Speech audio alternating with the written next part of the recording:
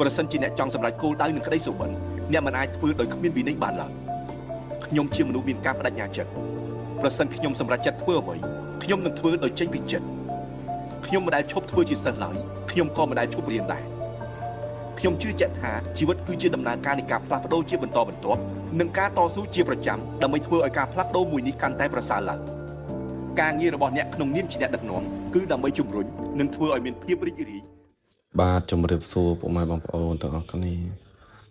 នេះគឺជាសមិទ្ធផលដែលខ្ញុំបាទប្រឹងប្រែងអត់ដេកអត់ពួនដាច់បាយដាច់ទឹកហេតុតែចង់ចេះចង់ដឹងចង់ស្គាល់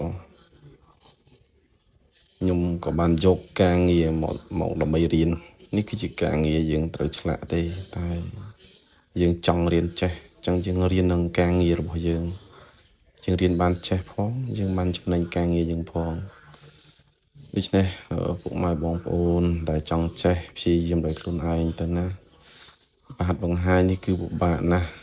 ព្រោះការរៀនដោយខ្លួនឯងនេះគឺយើងពិបាកណាស់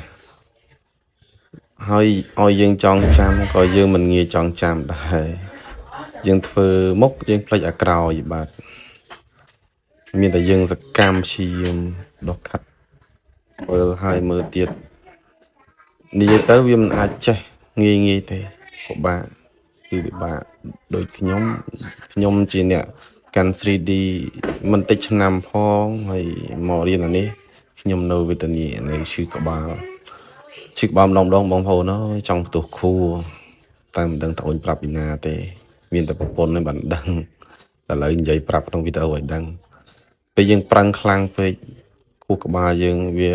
ហត់ចង់ផ្ទុះខួរបងប្អូនអើយចឹងបានថាវាមិនងាយតិចគិតនោះទេបងប្អូនឃើញស្រួលតែបងប្អូនមកកាន់បន្ទើបដឹងថាវាពិបាកប៉ុណ្ណាហើយមានបងប្អូនមួយចំនួនគាត់នៅតែមិនយល់ថាការធ្វើ 3D បែបនេះគឺវាងាយសម្រាប់តែអ្នកចេះទេបងប្អូនបាទនិយាយទៅវាមិនខុសអីទៅនឹងការឆ្លាក់ដៃទេដូចតែគ្នាអញ្ចឹងព្យាយាមអំណត់អត់ធ្មត់មានបងប្អូនមួយចំនួនគាត់ចង់ចេះចង់ឲ្យខ្ញុំបាទជួយបង្រៀនតែខ្ញុំអត់មានពេលគ្រប់គ្រាន់ក្នុងការបង្រៀនពួកគាត់ខ្ញុំចេះតែក្រែងចិត្តខ្លាចពួកគាត់ខឹងខ្ញុំនិយាយទៅបើបរៀនយើងត្រូវការពេលវេលាបើពេលវេលាមករៀនយើងនោះយើងនឹងត្រូវបង្អាក់នៃយើងធ្វើការងាររកប្រាក់រកចំណូលដូច្នេះហើយវាពិបាកនិយាយទៅបងប្អូនគិតថាកំណាញ់ទេចុះបើខ្ញុំជាប់រកប្រាក់ដែរអញ្ចឹងដូច្នេះខ្ញុំមិនអាចមានពេលក្នុងការបង្រៀនបានទេដូចយ៉ាងខ្ញុំនេះខ្ញុំរៀនដោយខ្លួនឯងស្វ័យសិក្សាតាមបណ្ដាញសង្គម Facebook YouTube ពិសេសគឺ YouTube ពីវីដេអូពីលោកខាងលិចពួកអឺរ៉ុបគេបង្ហាញហើយយើងយកតិចនិចគេមកយើងមកបែកហើយក៏មានសិល្បករខ្មែរយើងមួយចំនួនខ្លះគាត់ក៏បានបង្ហាញតាមបណ្ដាញសង្គមហើយយើងក៏មើលពីការចែកម្លែករបស់គាត់យើងមកបែកខ្លួនឯងបន្ថែមទៀតទៅនិយាយទៅគឺមេរៀននៅបែបនេះមិនទាន់មានទលំទលាយទេបាទបើតាមខ្ញុំដឹងដូច្នេះមានតែយើងព្យាយាមស្វ័យសិក្សាដោយខ្លួនឯងប្រឹងដោយខ្លួនឯងហើយជាស្វ័យបងប្អូនតែមិនយូរមិនឆាប់ទេពេលដែលខ្ញុំរួចដៃការងាររបស់ខ្ញុំដោះបំណុលរបស់ខ្ញុំឲ្យអស់រួចអស់ខ្ញុំនឹងរកពេលវេលាក្នុងការបង្ហាត់បង្រៀនព្រោះដូចបងប្អូនដឹងចឹងរៀនក៏ប្រើពេលវេលាហើយអ្នកបង្រៀនក៏ត្រូវការប្រើពេលវេលាដែរបើយើងអត់បានរៀនពីគ្រូទេអត់បានរៀបមេរៀនទេនោះប្រកាសជាយើងរៀនមិនងាយចេះមិនងាយយល់ទេដូចយើងរៀនមេរៀនតាមសាលាអញ្ចឹង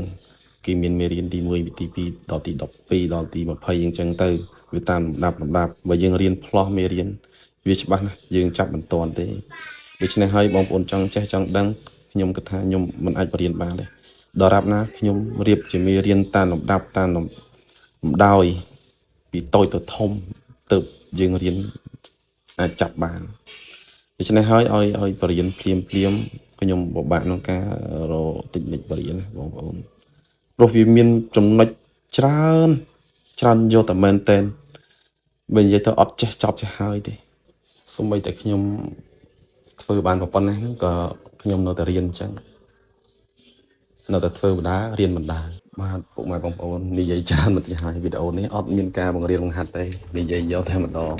និយាយពីអារម្មណ៍ខ្លះៗដែលយើងជួបបាទហ្នឹងហើយពុកម៉ែបងប្អូន